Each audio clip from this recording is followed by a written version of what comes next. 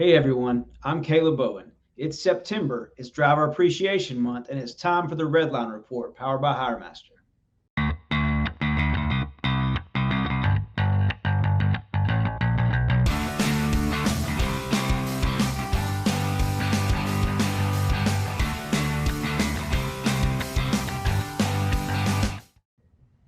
In a recent article published by FreightWaves with current supply chain data, the transportation market reported declining patterns throughout the month of August. According to the Logistics Managers Index, capacity has increased and prices have declined as a result. Based on the report, the growth for transportation capacity has slowed to 4.8 percentage points in the month, reaching a reading of 64.3. However, the subindex firmly remained in expansion territory.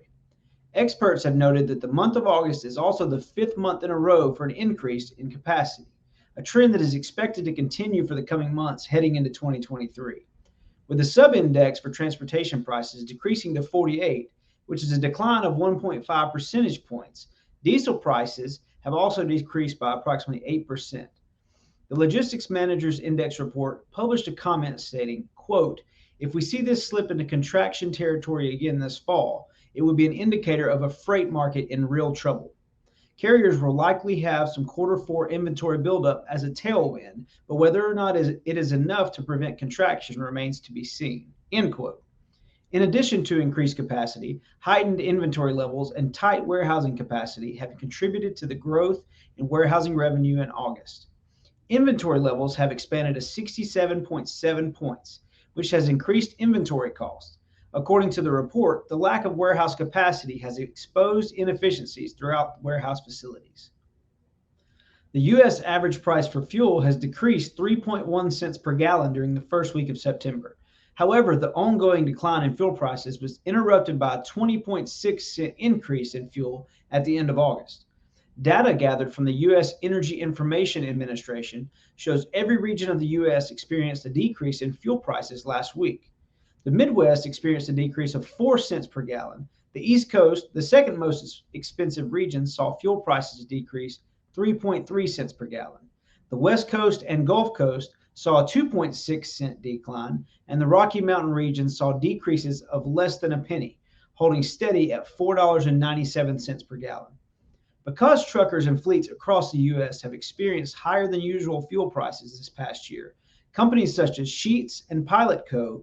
are offering rewards to truckers. Sheetz, a mid-Atlantic chain, will celebrate Truck Driver Appreciation Week by reducing its fuel prices to $4.49 through September, in addition to its fuel-free sweepstakes. Pilot will be extending its annual celebration of professional truck drivers by offering exclusive rewards when drivers stop at its locations. As buyers continue to pull back on spending, especially for consumer goods, freight rates have fallen steadily over the past couple of months in response to the slowdown in demand. The good news is that the slowdown in freight has given the ports some breathing room to catch up on the backlogs for the past 12 months, and economists predict we won't see the same levels of congestion for a long time. The Baltic Dry Index, which is a measure of the price of moving major raw materials by sea, is expected to continue to fall another 20 to 30% over the next 15 months before potentially rebounding in 2024. As markets continue to face instability, particularly over concerns with the war in Ukraine and the additional lockdowns in China, experts predict lower rates for ocean freight for several quarters to come, and subsequently for other modes of transportation as well. S&P Global Market Intelligence Analyst Dae-Jin Lee recently stated, quote, "Although we expect some seasonal improvements in the dry bulk market in coming months, volatile path to lower rates is expected in the near term due to slower than expected economic growth, with continued weakness in mainland China's real estate sector as well as the absence of high congestion." End quote. In a new segment this week, the Hiremaster Tip of the Week, we're educating you on all things retention, recruiting, and trucking. This week's reminder is to appreciate drivers in a meaningful way. Truck Driver Appreciation Week starts September 11th through September 17th, but don't limit your appreciation to just 1 week. Truck drivers are the real heroes of our economy, and they should be appreciated year-round for making so many sacrifices to keep America running. Take time to visit a local truck stop, shake a few drivers' hands, and buy them a meal. Send a driver in your circle a care package with helpful items for the road, like a water bottle, some healthy snacks, a deck of cards, and maybe even a crossword puzzle. It's going to take all of us to show drivers how much they are appreciated and to encourage them to keep on trucking. So from all of us at Hiremaster, thank you to all the truck drivers out there and everyone supporting them along the way. In the news this week, as mentioned earlier, diesel fuel prices have fluctuated in the past month. A gallon of diesel now costs $1.71 more on average than it did in September of 2021, in spite of the current relief at the pump. Tom Kloza, founder and global head of energy analysis for oil price information, stated that, quote, there was a problem with BP in their Indiana refinery, but generally it's been a very smooth process for refiners. The problem is that they postponed a lot of maintenance that was supposed to take place in the spring, and they put it off until the fall. You can't postpone maintenance forever, end quote.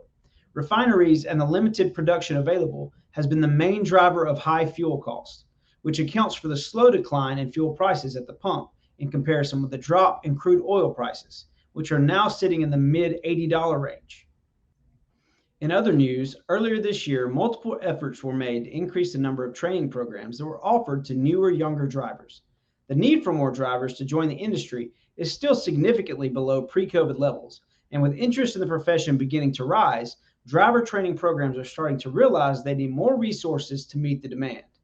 In a recent Transport Topics article, it noted that, quote, the influx has already started trickling down to those carriers who don't have a training program, but require at least 1 year of experience. Fortunately, former truck drivers who still have their commercial licenses are starting to come back into the industry, end quote. However, Rob Hatchett, president of Fleet Intel at Conversion Interactive Agency, stated that the problem revolves around lack of recent experience, and training programs are the best way to gain this experience. Megan Ellsworth, Industry and Technology Director at Des Moines Area Community College in Iowa, has stated that the training programs need more space, instructors, and equipment to continue bringing more individuals into the industry. This will be a continued area of interest as the driver shortage is addressed moving forward. And that's all for this week's Redline Report. I'm Caleb Bowen. Be sure to follow us on LinkedIn and subscribe to our YouTube channel to catch each episode and leave us a like and a comment. We'll see you next time on the Redline Report, powered by Hiremaster.